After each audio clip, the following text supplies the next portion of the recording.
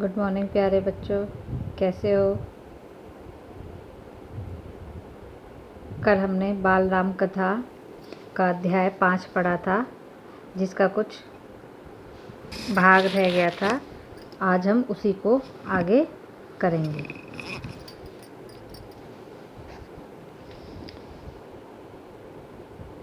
राम तब तक गंगा पार कर चित्रकूट पहुंच गए थे। वहां एक आश्रम था महर्षि भारद्वाज का। किसका आश्रम था? महर्षि भारद्वाज का। गंगा यमुना के संगम पर राम आश्रम में नहीं रहना चाहते थे, ताकि महर्षि को असुविधा न हो। महर्षि ने उन्हें एक पहाड़ी दिखाई। सुंदर स्थान, सुरम्य दृश्य, पर्णकुटी वहीं बनाई गई। पर्णकुटी का क्या अर्थ है बच्चों? पर्ण का क्या अर्थ होता है? तिनका। कुटी मीन्स कुटिया, अर्थात तिनकों से उन्होंने क्या बनाई? कुटिया बनाई। भरत को सूचना मिल गई थी। वे चित्रकूट ही आ रहे थे, पूरे दल बल के साथ। सेना के चलने से आसमान धूल से अट गया, हर ओर कोलाहल। वे श्रृंगवेरपुर पहुंचे। निषाद राजगुह को सेना देखकर कुछ संदेह हुआ। संदेह अर्थात शक होना। कहीं राजमद में आकर भरत राम पर आक्रमण करने तो नहीं जा रहे हैं।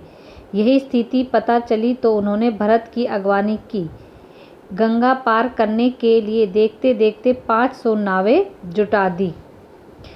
रास्ते में मुनि भारद्वाज का आश्रम पड़ा। उन्होंने भरत को राम का समाचार दिया। वह मार्ग दिखाया जिधर से राम गए।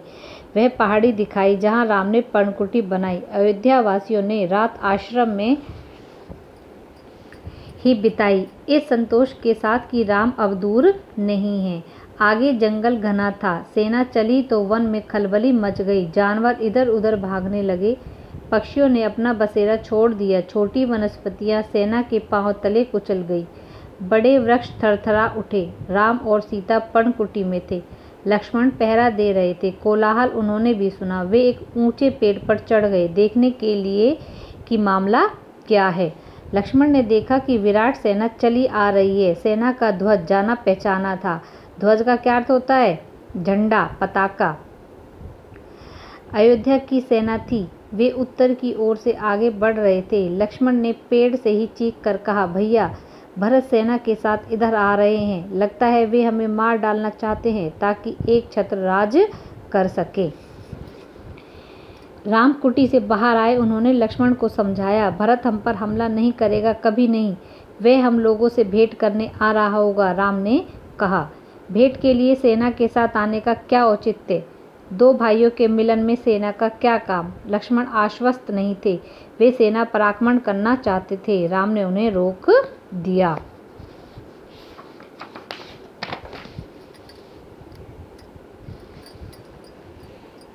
वीर पुरुष धैर्य का कभी नहीं छोड़ते। कुछ समय प्रतीक्षा करो। प्रतीक्षा अर्थात इंतजार।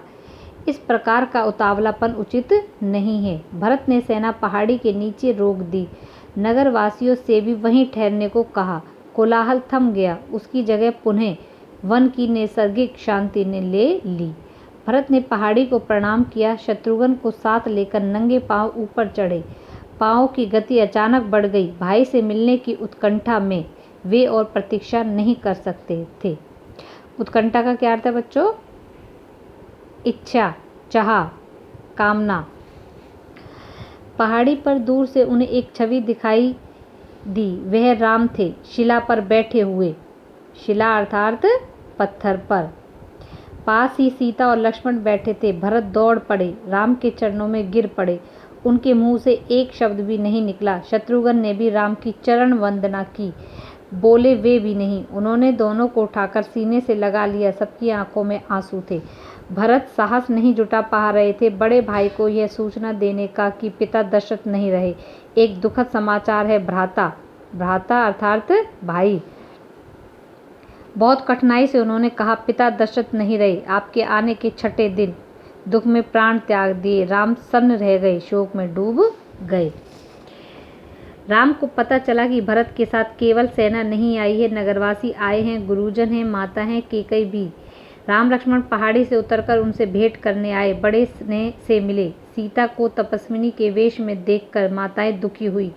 राम ने केकई को प्रणाम किया सहज भाव से। केकई मन ही मन पछता रही थी। अगले दिन भरत ने राम से राजग्रहण का आग्रह किया, समझाया, विनती की कि अयोध्या लौट चले। राम इसके लिए तैयार नहीं हुए। पिता की आज्ञा का पालन अनिवार्य है।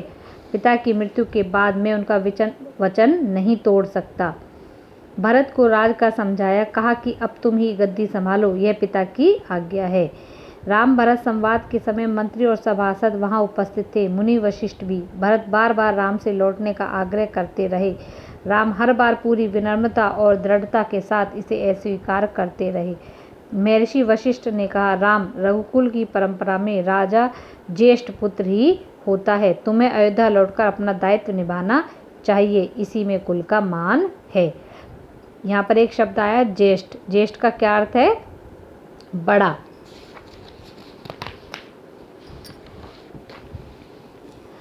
राम ने बहुत संयत स्वर में कहा, चाहे चंद्रमा अपनी चमक छोड़ दे, सूर्य पानी की तरह ठंडा हो जाए, हिमालय शीतल न रहे, समुद्र की मर्यादा भंग हो जाए, परंतु मैं पिता की आज्ञा से विरत नहीं हो सकता। मैं उन्हीं की आज्ञा से वन आया हूँ, उन्हीं की आज्ञा से भरत को राजगद्दी संभालनी चाहिए।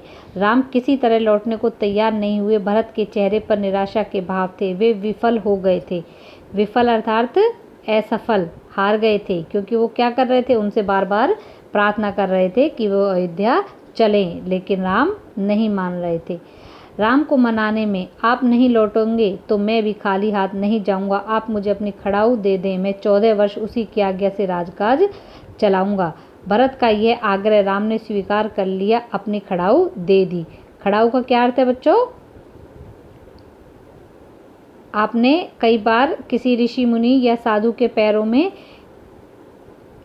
देखी होंगी। ये लकड़ी से निर्मित होती हैं, इन्हें खड़ाऊ कहा जाता है। जैसे हम लोग चप्पल पहनते हैं, उसी तरह से जो ऋषि मुनि होते हैं वो खड़ाऊ पहनते हैं। भरत ने खड़ाऊ को माथे से लगाया और कहा, 14 वर्ष तक अयोध्या पर इन चरण पादुकाओं का शासन रहेगा। सबको प्रणाम करके राम ने उन्हें चित्रकूट से विदा किया। राम की चरण पादुकाओं को एक सुसज्जित हाथी पर रखा गया। प्रतिहारी उस पर चंवर डुलाते रहे।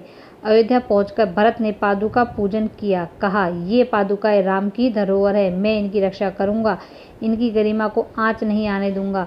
भरत अयोध्या में कभी नहीं रुके। तपस्वी के वस्त्र पहने और नंदीग्राम चले गए। जाते समय उन्होंने कहा, मेरी अब केवल एक इच्छा है, इन पादुकाओं को उन चरणों में देखूं जहां इन्हें होना चाहिए। मैं राम के लौटने की प्रतीक्षा करूंगा 14 वर्ष। देखिए बच्चों, ये आपकी पुस्तक में चित्र भी दिखाया गया है। ये कौन है? भरत। इन्होंने ये जो हाथ में ली हुई है, ये क्या है? खड़ाऊ, चरण पादुकाएं। और ये कौन है? श्री राम। मुझे उम्मीद है कि ये आपको अच्छे से समझ में आ गया होगा। अब इस शेष बचे हुए पार्ट से आप 10 प्रश्न बनाएंगे एक पंक्ति के, और उन्हें अपनी उत्तर पुस्तिकाओं पर लिखेंगे और याद करेंगे। धन्यवाद।